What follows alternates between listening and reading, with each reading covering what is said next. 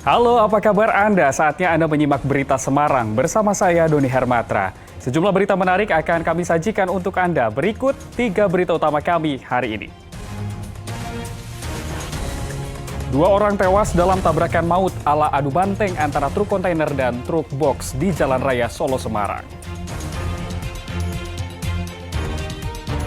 Cegah penularan virus penyakit mulut dan kuku ternak, pemerintah Kabupaten Tegal menghentikan sementara pengiriman sapi dari Jawa Timur. Kami juga memiliki informasi inspiratif. Anak tukang bangunan asal Boyolali diterima masuk 7 universitas ternama di dunia karena kepintarannya.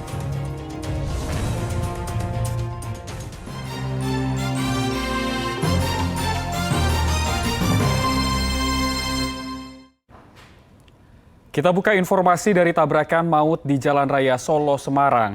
2 orang tewas dalam tabrakan frontal yang melibatkan truk kontainer dengan truk box di Jalan Raya Solo, Semarang, Selasa pagi. Kemacetan parah terjadi karena 2 truk melintang di badan jalan. Tabrakan maut antara truk pengangkut peti kemas dan truk box terjadi di Jalan Raya Solo Semarang, tepatnya di timur SPBU Teras Boyolali, Selasa pagi. Akibat kerasnya tabrakan, sopir dan kernet truk kontainer meninggal di lokasi kejadian, terjepit badan truk. Kondisi kedua truk juga rusak parah, bahkan kabin truk kontainer terlepas. Menurut saksi mata, tabrakan terjadi saat truk kontainer melaju dari arah Solo menuju Semarang. Tiba-tiba truk oleng dan langsung menghantam median jalan, sehingga bagian depan truk masuk ke jalur berlawanan. Naas di saat yang sama, muncul truk box dari arah berlawanan sehingga tabrakan ala adu banteng tidak terhindarkan. Yang kontainer itu kan dari arah timur, kenceng, terus oleng, melompati itu pembatas jalan, terus dihantam dari yang arah barat, yang limbok itu. Ada korban yang Ada, yang kontainer, yang di sini. ada Dua berapa orang. Pak? 2 orang.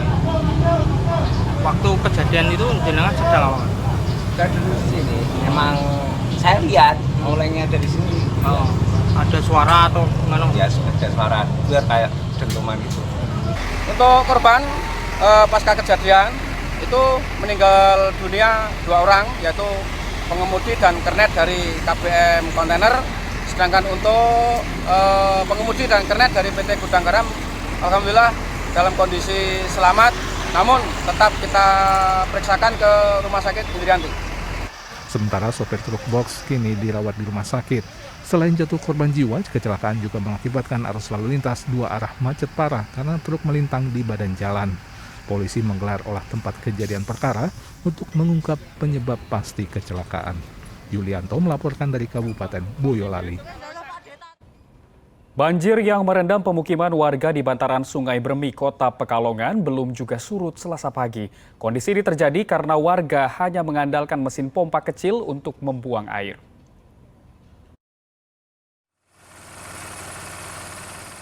Tanggul yang cukup tinggi dan mesin pompa yang berukuran kecil rupanya tidak cukup kuat membuang genangan banjir dari permukiman warga di bantaran Sungai Bremi, Kota Pekalongan.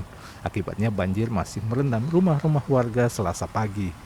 Apalagi mesin pompa ini kerap macet sehingga memperlambat proses penyedotan air banjir untuk dibuang ke Sungai Bremi.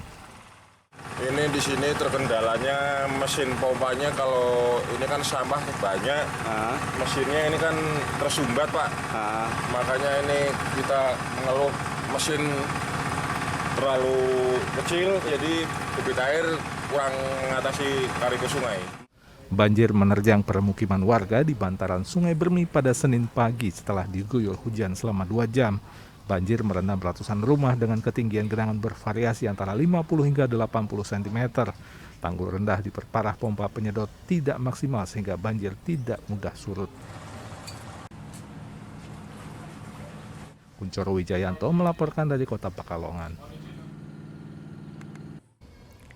Beralih ke informasi lain, Universitas 11 Maret menggelar ujian tertulis berbasis komputer Selasa pagi.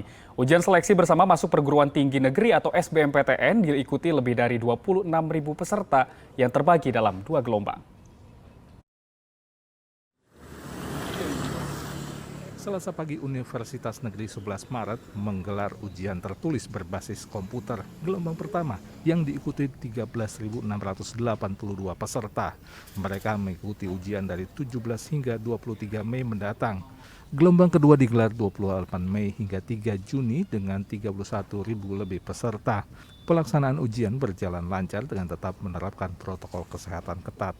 Rektor Universitas Negeri 11 Maret mengatakan peserta ujian tertulis berbasis komputer meningkat pada tahun ini.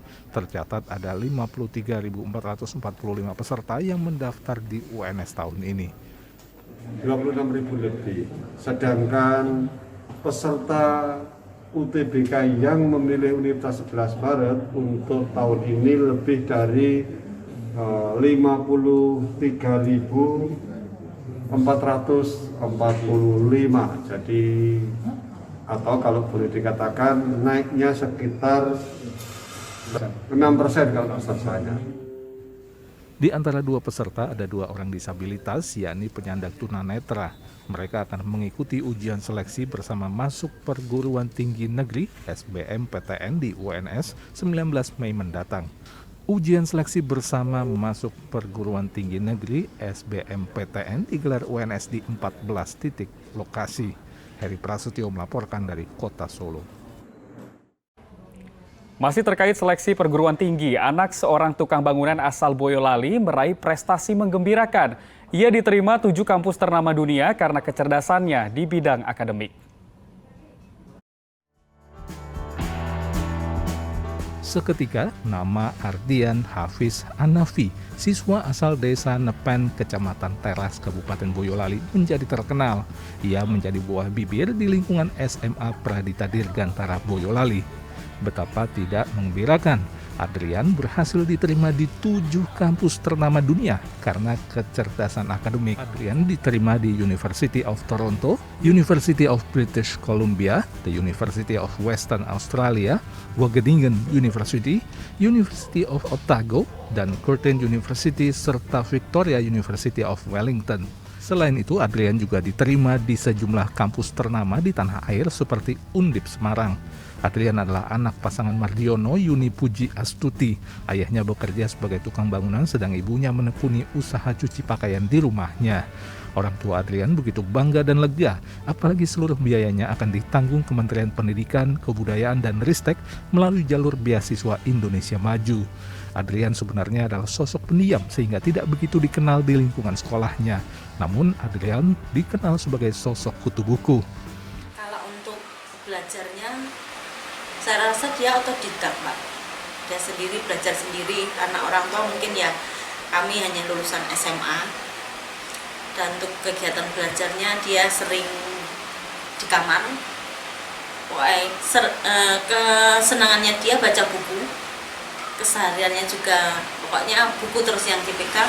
Kalau untuk jadwal keluar, kalau saatnya diajak keluar, dia sukanya yang di perpustakaan. Adrian mengaku awalnya mendaftar ke University of British Columbia, baru ke 6 kampus lainnya.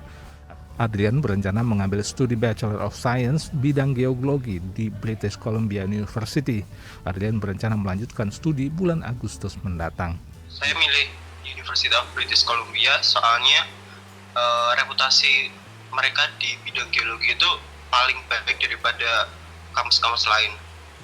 Meskipun secara kampus ranking kampusnya lebih rendah daripada di University of Toronto, tapi untuk subjek di bidang geologinya ranking di UBC itu lebih tinggi daripada U of T dan yang lainnya.